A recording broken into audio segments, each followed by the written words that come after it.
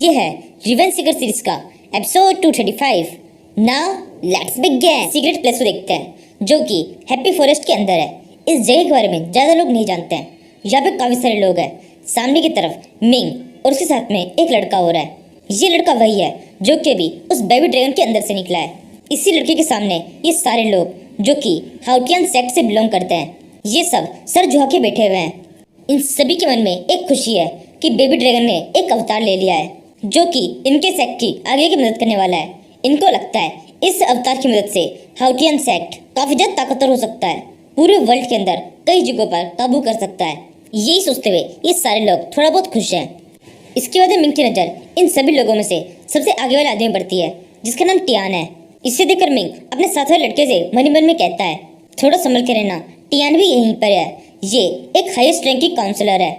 Ming के साथ वाला लड़का मिंग की बात समझ जाता है। वो उन सभी से कहता है, तुम सब मुझे रेस्पेक्ट दे रहे हो, मुझे काफी ज्यादा अच्छा लग रहा है। मेरे पास में फ्लैश बॉडी है, इसकी मदद से मैं तुम सभी का लीडर बनना चाहता हूँ। अगर तुम में से किसी को भी किसी भी तरह का ऑब्जेक्शन है तो अभी बोल सकता है। उन सब में से कोई भी कुछ भी नहीं कहता। ये देखकर लड़का ये कहता है, तुम सबके सब खामोश हो। मैं इसका मतलब ये समझूंगा कि तुम में से किसी को भी कोई भी ऑब्जेक्शन नहीं है, यानी कि अब से मैं तुम सभी का लीडर हूँ। मेरे को ब्लेसिंग्स दो। ये सुनकर वो सभी लोग इस लड़के को ब्लेसिंग देने लगते हैं। वो सभी कहते हैं, आपकी लंबी आयु हो, आप जो करना चाहें वो कर पाएं। तभी टियान कहता है, आपके पीछे जो ये लड़का है इसका नाम मिंग है। ये बहुत पहले ही हाउटियन सेक्ट को छोड़ चुका है। ये अभी भी यहाँ पर क्यों है? ये लड़का कहता है, मनी बैंक के अंदर काफी टाइम से किसी भी तरह का इम्प्रूवमेंट नहीं आया है, इसी वजह से मैंने इस लड़के को पकड़ा है। इस लड़के मिंग की आत्मा को मैंने कैद कर लिया है। अब से हमेशा हमेशा के लिए ये मेरा गुलाम है। अब से यही बैंक को मैनेज करने में मेरी मदद करेगा। ये मेरा वफादार है।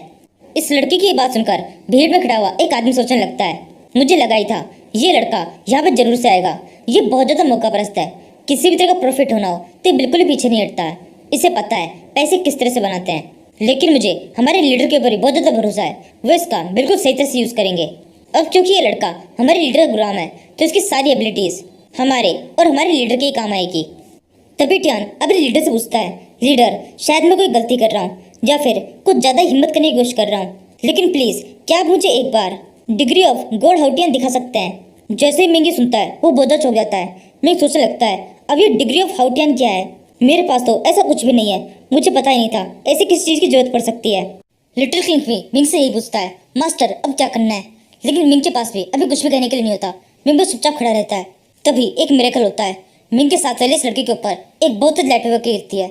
इसके अंदर कुछ चेंजेस आने लगते हैं। ये लड़का मिंग से मन में पूछता है, मास्टर ये मेरे साथ में क्या हो रहा है?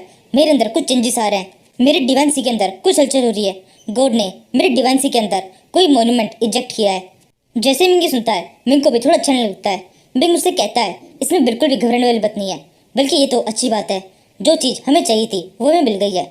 जो तुम्हें मिला है वो है मॉन्यूमेंट ऑफ मेरिट। तुम्हें ये मिलने का मतलब है हाउटियन गॉड को तुम्हारे बारे में पता चल चुका है। उन्होंने तुम्हें इन सभी का लीडर मान लिया है। ये कहने के बाद मिंग सोचने लगता है, ये सब कुछ इतनी आसानी से कैसे हो गया? मॉन्यूमेंट ऑफ मेरिट काफी ज्यादा महंगी चीज है। ये काफी ज्यादा रेयर होती है और इतनी एक्सपेंसिव है कि हर कोई को ये मिल नहीं सकती। और अभी हमें ये इतनी आसानी से कैसे मिल रही है? मुझे ऐसा लग रहा है गॉड्स की इसके अंदर कोई चाल है। किसी तरह से मुझे पता लगाने की कोशिश करनी होगी हाउटियन गॉड करना क्या चाहते हैं। कहीं वो हमारे साथ में कोई खेल तो नहीं खेल रहे? हो सकता है ये किसी के तरह का चारा हो और हम एक जाल में फंस जाएं। तभी मिंग के साथ वो लड़का उस मॉन्यूमेंट ऑफ मेरिट को उन सभी लोगों को दिखाने लगता है। ये एक स्क्रॉल की तरह है। वो लड़का उन सभी से कहता है, देखो ये मेरे हाथ में क्या है। हाउटियन गॉड ने मुझे तुम सभी का लीडर मान लिया है। न केवल उन्होंने मुझे लीडर माना है, उन्होंने जी मिंग को तुम सभी का डेप्यूटी लीडर बनाया है। इस स्क्रॉल को देखने के बाद में मुझे यकीन है अब किसी के मन में कोई भी क्वेश्चन नहीं होगा। अगर कोई क्वेश्चन है तो अभी पूछ लो। उनमें से कोई भी कुछ भी नहीं कहता। वो लड़का कहता है, यानी कि अब से मैं तुम सभी का लीडर हूँ और मिंग तुम सभी का डेप्यूटी लीडर है। जिस सुनकर मिंग सोचने लगता है, अब मैं इन सभी का डेप्यूटी लीडर बन चुका हूँ। मेरे को थोड़ी सी पावर फील हो रही है, लेकिन क्योंकि मेरे पास में मॉन्यूमेंट ऑफ मेरिट नहीं है इसलिए मुझे ये सब कुछ थोड़ा अधूरा अधूरा सा लग रहा है। यहाँ से सीन शिफ्ट होता है। हम एक खोलकर सीन देखते हैं। मिंग एक कुर्सी पे बैठा हुआ है। मिंग के सामने काफी सारे लोग हैं जो कि सामने झुके हुए हैं। इन सभी में जो सबसे आगे है इसका नाम है Duan gong. Duan gong Ming से कहता है, मेरा नाम डुआन गोंग है, मैं हेवनली एरेस्ट का लीडर हूँ और मैं हमारे नए डिप्यूटी लीडर के सामने झुककर उन्हें ग्रीट करता हूँ। मिंग उन्हें देखता है और सोचने लगता है, ये टियान कैसिंग हॉल है। ये हाउटियन सेक्ट का सबसे छोटा हॉल माना जाता है और मेरे सामने जो ये लोग बैठे हुए हैं ये सब भी बिल्कुल बेकार है। ये सब यहाँ पे केवल अपनी इमेज क्रिएट कराने के लिए आए हैं। इनकी मदद से मुझे कोई भी बेनिफिट होने वाला नहीं है, इसलिए मुझे बिल्कुल भी इन्हें सीरियसली नहीं लेना चाहिए। और ये सबसे आगे वाला बंदा जिसका नाम डाउन गोंग है, जो कि अपने आप को हेविली एसेट का लीडर बता रहा है, ये तो इन सब में सबसे खराब है।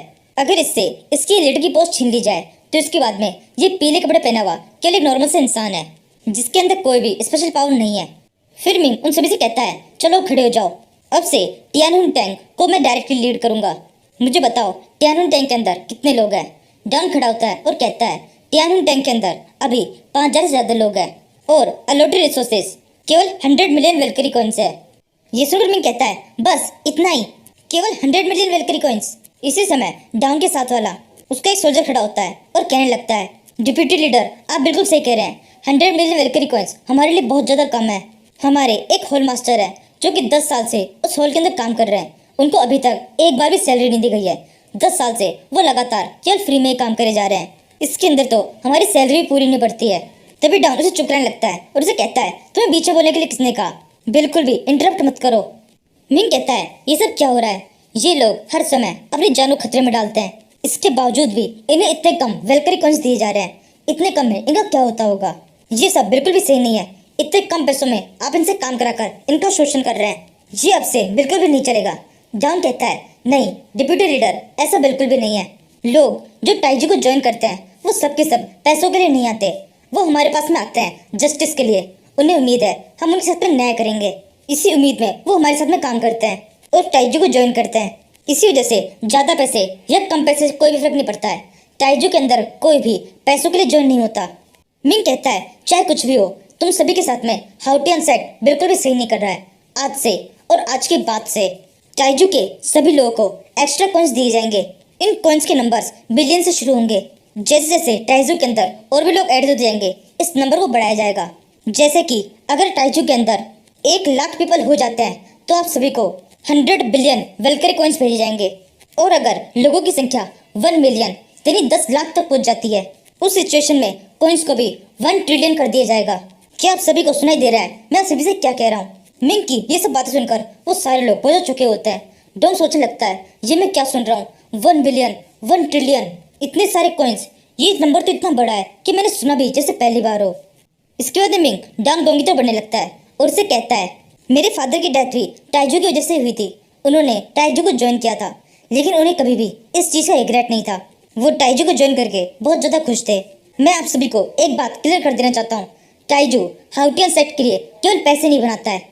टाइजू हाउटियन सेक्ट का एक हिस्सा है जिसका हम अच्छी तरह से ध्यान रखेंगे। आज के बाद से आप सभी में से किसी के साथ भी कुछ भी गलत नहीं होगा।